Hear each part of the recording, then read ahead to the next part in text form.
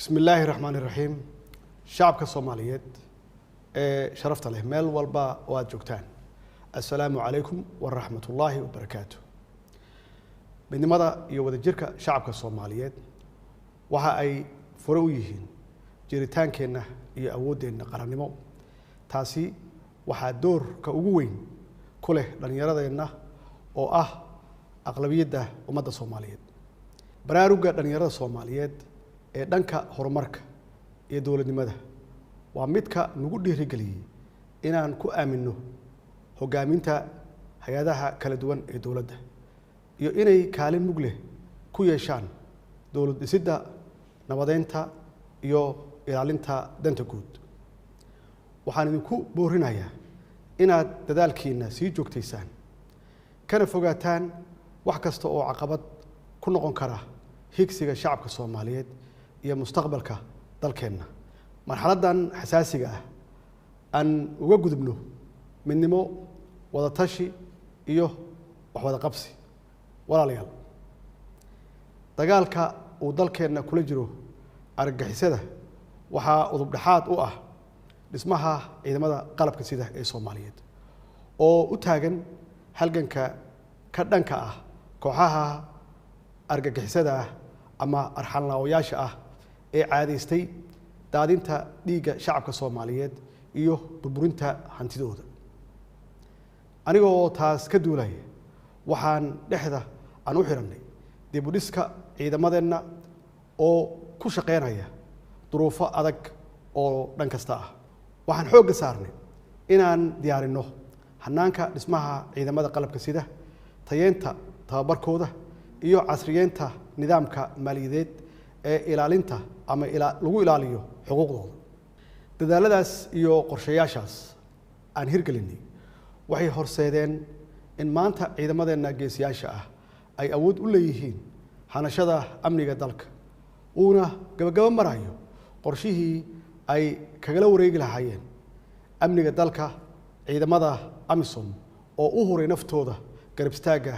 dawladnimada Soomaaliyeed shacabka Soomaaliyeed ee sharafta leh siyaasaddeena arrimaha dibadda waxaan ku dhisnay wax wada qabsi is ixtiraam dalalka caalamka iyo ilaalinta sharafka iyo madaxbannaanida dalkeena marnaba maynan aqbalin in arrimaheena gudaha uu shisheeye soo fargeliyo anagoo ka dhowrsanay talaabo kasta oo hoos u dhigi karta ama u dhigaysa qabka iyo qaranimada Soomaaliyeed marnaba maynan aqbalin in duruufaha nagu xeeran awgood nalooga faa'iideysto oo la isku dayo in go'aamadeena gacanteena lagala baxo siyaasadda gobonimada ah ee arrimaha dibadda ee aan qaadanay waxay horseeday in markii labaad Soomaaliya loo doorto 4 sano gudaheeda xubinimada golaha xuquuqul insaanka ee qaramada midoobay waxaa sidoo kale madaxweyne ku xigeen aanu ka noqonay golaha loo dhan yahay ee jamciyadda qurumaha ka dhaxaysa annaga oo haatan u sharaxan xubinimada golaha amniga ee midowga Afrika oo ay doorashadiisu dhacayso dhawaan sidoo kale dawladda federaalka Soomaaliya waxay u diyaar garowday musharaxnimadeeda ka mid noqoshada dalalka aan joogtada ahayn ee golaha ammaanka ee qaramada midoobay ee loo yaqaan Security Council-ka oo ay noogu dambeysay muddo 50 sano ka hor walaalayaal sidaad ogsoontihiin waxaan xoog saarnay inaan idin ilaalino amaanada aan idin hayno waxaanan meel marinay shuruucdii lagula dagaalami lahaa musuqmaasuqa annagoo sidoo kale xoog saarnay shuruucda lagu horumarinayo hanaanka maaliyadeed ee dalka kaas oo abuuray daahfurnaan iyo hufnaan ay ka marxaati kaceen khubaro dhaqaale iyo hay'adaha caalamiga ah ee arrimaha maaliyadda waxaan meel gabagaba ah soo gaarsiinay tallaabooyinkii aasaaska u ahaa ololaha deen cafiska annagoo haatan sugayna miro dhalka dadaaladaas lagu cafinayay dhammaan deymaha culeysiyey dalkeena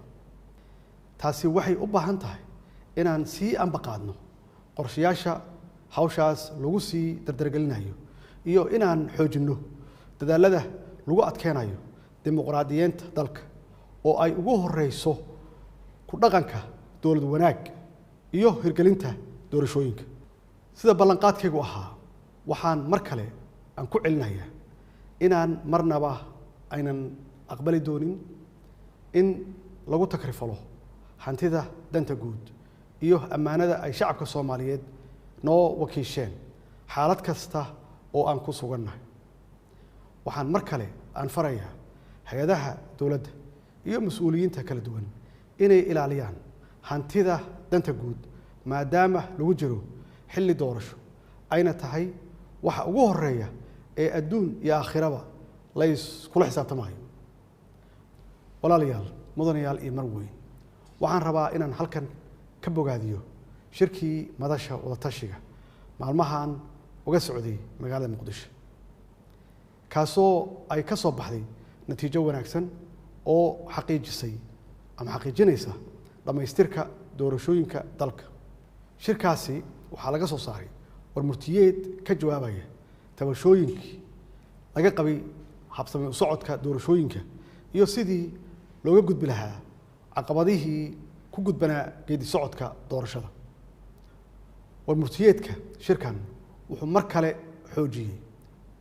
heshiisyadii arrimaha doorashooyinka ay ugu muhiimsanaayeen heshiiskii jahaynta doorashooyinka ee 17 Sebtembar 2021 oo ay si wada jir ah u ansixiyeen labada aqal ee baarlamaanka iyo